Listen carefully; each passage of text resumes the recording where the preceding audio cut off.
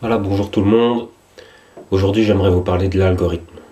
Parce que sur Internet se développe un ordinateur, une forme d'intelligence artificielle dite faible, qu'on appelle l'algorithme.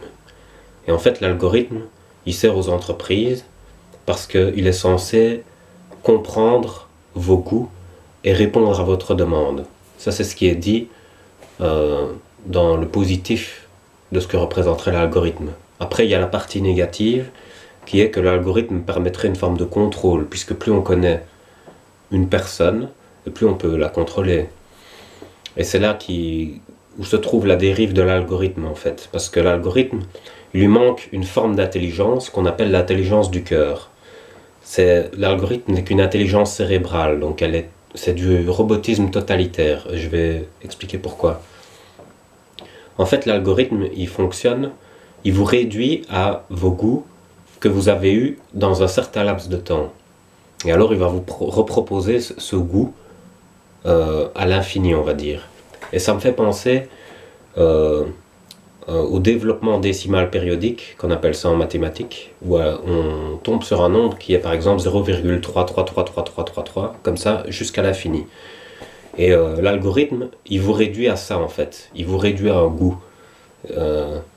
Si j'avais pris l'exemple du chocolat la dernière fois, je vais recommencer. Si vous aimez bien le chocolat, bah, il va vous proposer toutes les marques de chocolat, l'algorithme. Et il va vous réduire à ce goût-là. Mais il va dire, par exemple, si le chocolat est en concurrence avec, je sais pas moi, l'hamburger, eh ben, il va dire, hein, parce que vous aimez le chocolat, vous n'aimez pas le hamburger, donc on ne propose pas le hamburger. Ou parce que vous avez eu le choix entre deux clics, entre le chocolat et l'hamburger, eh ben, il va dire que vous avez choisi le chocolat, c'est que vous n'aimez pas l'hamburger. Et il est catégorique comme ça, l'algorithme. Alors qu'en fait, les êtres humains, ils sont plus complexes que ça.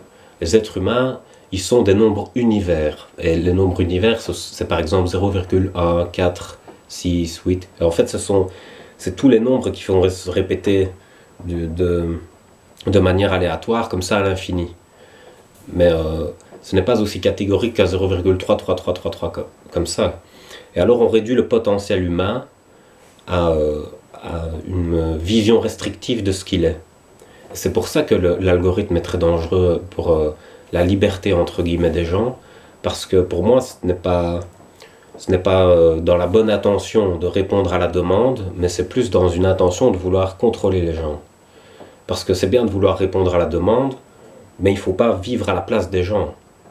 C'est-à-dire que les gens, ils ont une personnalité normalement, et ils doivent apprendre à se connaître pour pouvoir exister. Et on ne doit pas exister à leur place, sinon on les avale. Et c'est à partir de ce moment-là que l'algorithme devient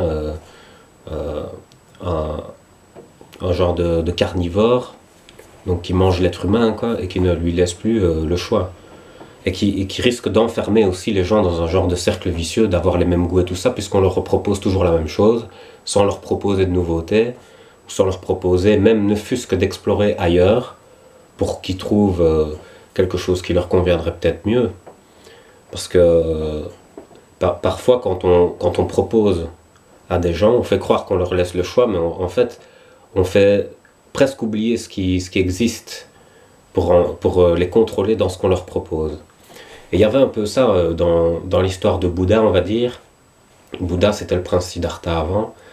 Et en fait, son père voulait le cloîtrer comme ça entre des murs pour qu'il devienne roi à son tour. Et il voulait pas lui faire explorer l'Inde et tout ça. Il voulait pas qu'il voie la misère de l'Inde pour que Bouddha puisse prendre conscience qu'en fait, que le système qui était en place était très mauvais. Et pour moi, les algorithmes, c'est un peu ça. C'est un peu le rôle qu'ils jouent. C'est le rôle de ne pas éveiller les consciences. Et en fait, Siddhartha, quand il est sorti de la ville, on avait dit de cacher tous les pauvres et tout ça. D'ailleurs, il y a eu ça il n'y a pas longtemps, quand Angela Merkel a dû venir en Belgique. On a chassé les SDF de l'endroit où allaient venir pour cacher la misère qui existait en Belgique. Et ben, ça a été pareil. Le père de Siddhartha, il a voulu cacher les pauvres et de ça, et finalement, par malchance, il y a des pauvres qui sont arrivés, et Siddhartha, il les a vus, il faut voir le film, quoi, Little Buddha, regardez le film, vous allez voir ce qui s'y passe. Et voilà, mais c'était pour expliquer les dangers de l'intelligence artificielle quand elle est mise entre de mauvaises mains, tel que celui de l'algorithme, voilà. Donc je vais vous laisser, bonne soirée.